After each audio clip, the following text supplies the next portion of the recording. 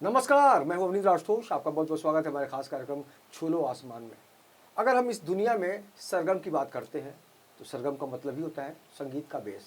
और संगीत को लेकर बहुत सारे लोग बहुत ज़्यादा पागल हो जाते हैं। कई बार कुछ लोग तो हमेशा के लिए संगीत से ही नाता जोड़ देते हैं। एक ऐसा ही नाम है पिंकी तिवारी का, जो मूलतः बोकारो स्टील सिटी की रहने वाली है, लेकिन झारखंड की ज़मीन और महाराष्ट्र की ज़मीन में जो फासला है उस फासले को इन्होंने मिटाने की कोशिश की है और लगातार अपनी गायकी के जरिए अपनी मेहनत से उस तरफ बढ़ने की कोशिश कर रही हैं जहां पर लोग इनकी तुलना एक अच्छी गायिका से कर सके। हमारे साथ खुद है पिंकी तिवारी। पिंकी, आपका बहुत बहुत स्वागत है।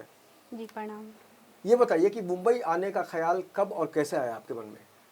पहले मैं झारखंड में रहती थी, वहाँ पर बहुत सारा स्ट्रगल की और स्टेज शो काफ़ी की। मुझे लगा स्टेज शो से मेरा नाम नहीं होगा, मुझे एल्बम के थ्रू जाना है। कई एल्बम मैंने गाया पटना में रह करके। फिर मैं पटना की ओर गई, पटना में काफ़ी मैं एल्बम की। फिर वहाँ से मैं पुनः दिल्ली गई। दिल्ली में भी कई लोग मुझे जाने लेकिन ब्रेक नहीं दिए। वहाँ से फिर पुनः मैं पटना आई। पटना से एल्बम काफ़ी मैं गाई वहाँ पे, और वहाँ से मुझे लगा कि एल्बम भी मेरा जा रहा है लेकिन एल्बम तक ही मैं रह जाऊंगी, मुझे फिल्मों में गाना है। फिर मैं वहाँ से बम्बई अकेला आई। वहाँ से शो के काफ़ी मैंने पैसे इकट्ठे करके मैं यहाँ पे आई। और यहाँ पे सारे म्यूजिक डायरेक्टर से मैं यहाँ पे आने के बाद सभी डायरेक्टर को मैं निकाली, म्यूजिक डायरेक्टर लोग को, कि कितने लोग हैं यहाँ पे जो मेन यहाँ के मुख्य भोजपुरी के मेन हैं। सभी लोग को मैं कांटेक्ट निकाल के उनके पास गई। कई म्यूजिक डायरेक्टर से मैंने बोला मुझे गवाइए, लेकिन अभी तक ब्रेक नहीं मिला। कैसा आश्वासन चाहती थी आप? लेकिन बाकी अगर हम गीत की बात करें, एल्बम की बात करें, तो एक्सपीरियंस कैसा रहा एल्बम में? क्योंकि एल्बम में अच्छा रहा हमारा, बोलबम के काफ़ी हमारा सबसे हिट गाना कौन सा रहा एल्बम मेरा में? बोलबम का रहा। तो हम चाहेंगे कि पहले उसकी शुरुआत कर लें, भगवान शिव को याद कर लेते जी हैं। बिल्कुल बिल्कुल। हाँ।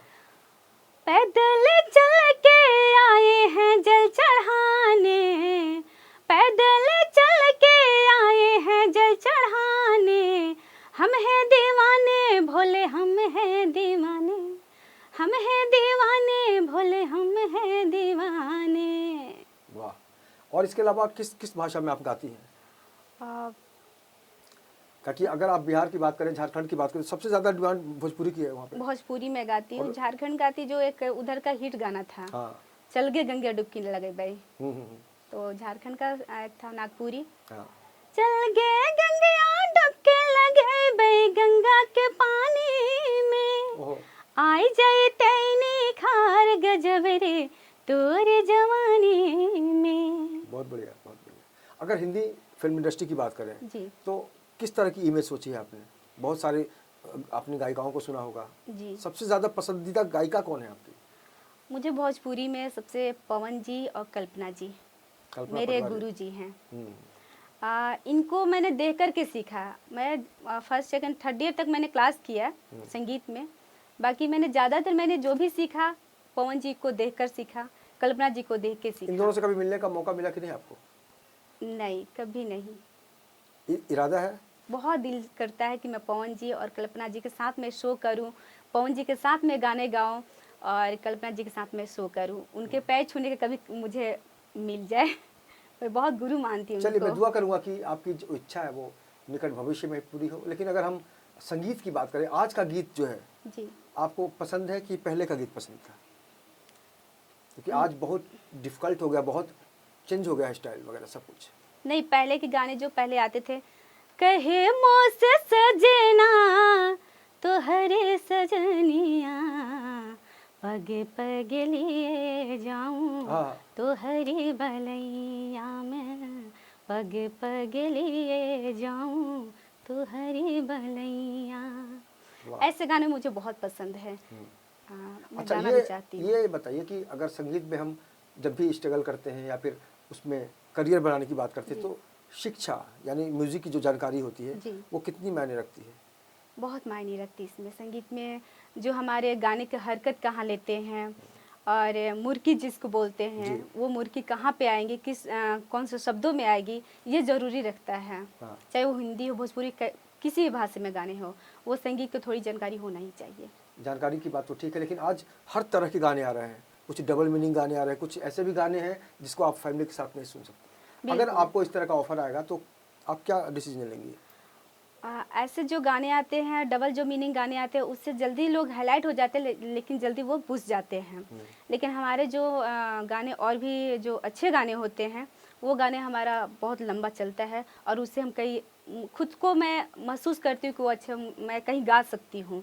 डबल मीनिंग गाने जो होते हैं वो मैं, कई लोग बोलते हैं मुझे गा के सुनाइए, लेकिन पब्लिक की डिमांड जो होती है, लोग भी, राइटर लोग भी यही लिखते हैं, पब्लिक की डिमांड भी यही होता है कि पिंकी जी ये गाने गाइए।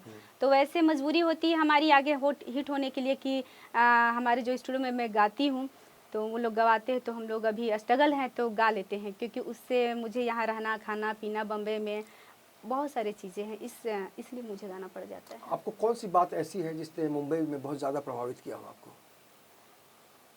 कई लोग मुझे यहाँ पे ब्रेक नहीं देते हैं, बड़ी बड़ी बातें करते हैं। बड़ी बड़ी बातें करते बोलते हैं बहुत स्ट्रगल है और बहुत कुछ चीज़ें हैं जो मैं मीडिया के सामने बोल नहीं पाऊँगी, लेकिन दिल से, आत्मा से मुझे लगता है कि मैं क्या करूँ। ये भोजपुरी का एक ग्रुप बन जाता है कि नहीं, मुझे इनसे गवाना है तो गवाना है। चाहे वो कितनी भी अच्छी लड़की अगर सिंगर आती है मार्केट में, उनको ब्रेक नहीं मिलता है। बहुत सारे सिचुएशन ऐसी होती है जो अपने आप को बम्बई आने के बाद इंसान अकेला महसूस होने लगता है कि मैं आई कुछ करने, लेकिन लोग ने मुझे कुछ और दिखा रहा सपने। लेकिन आज तो आपके बहुत सारे पहचान वाले लोग हैं। पहचान है मगर कोई काम नहीं देता मुझे, बोलते ही नहीं कि बस इतना कह कर टहला देते हैं, प्रयास कीजिए प्रयास कीजिए। लेकिन मैं भी बोलती हूँ कि ब्रेक जब आप देंगे, कुछ गवाइए तो एक बार गवा कुल के मिलाकर मुझे ये मानती हैं देखिए। कि यहाँ अलग अलग ग्रुप है, उसमें नए लोगों की एंट्री मुश्किल है। मुश्किल है, नहीं देते ब्रेक। तो आप क्या आगे क्या सोचा है, इस तरह से कैसे करेगा काम? लेकिन अपनी मेहनत मेरी जारी है, मैं मतलब अपनी मेहनत से मैं करूँगी, चाहे आपको मतलब लग रहा है कि आप आकाश को मुट्ठी में कर लेंगे?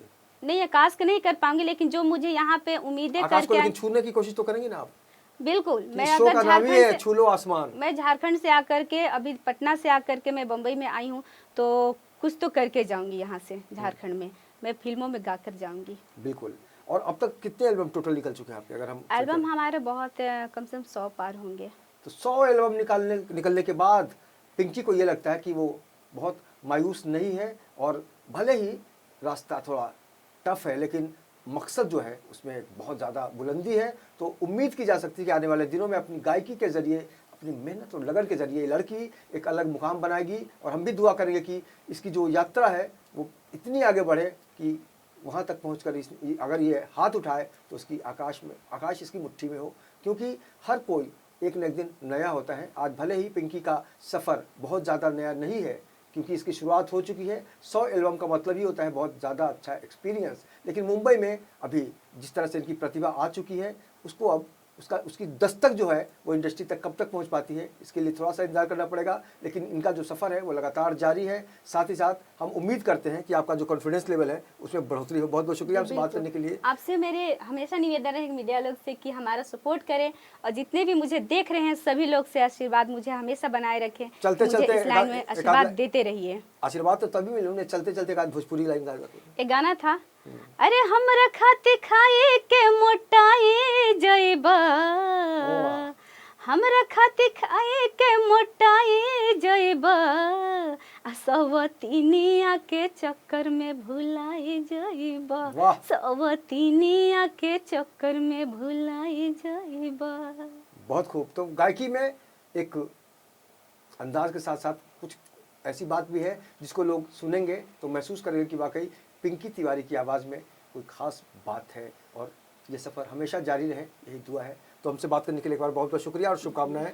तो कुल मिलाकर कहा जा सकता है कि अगर ज़िंदगी में आपका इरादा बुलंद है तो आपको रास्ते कैसे भी हो, टेढ़े मेढ़े हो, मंजिल आपको स्पष्ट दिखाई देनी चाहिए। तभी आप आगे बढ़ेंगे और कहेंगे छू लो आसमान, और हमने छू लिया आसमान। और यही कारण है कि नए लोगों को लगातार प्रोत्साहित करने की दिशा में इन 24 न्यूज़ ने छू लो आसमान के जरिए अपनी प्रतिबद्धता दिखाने की कोशिश की है। इस खास कार्यक्रम में इतना ही। बाकी की खबरों के लिए आप देखते रहिए इन 24 न्यूज़, और मुझे दीजिए इजाज़त। नमस्कार।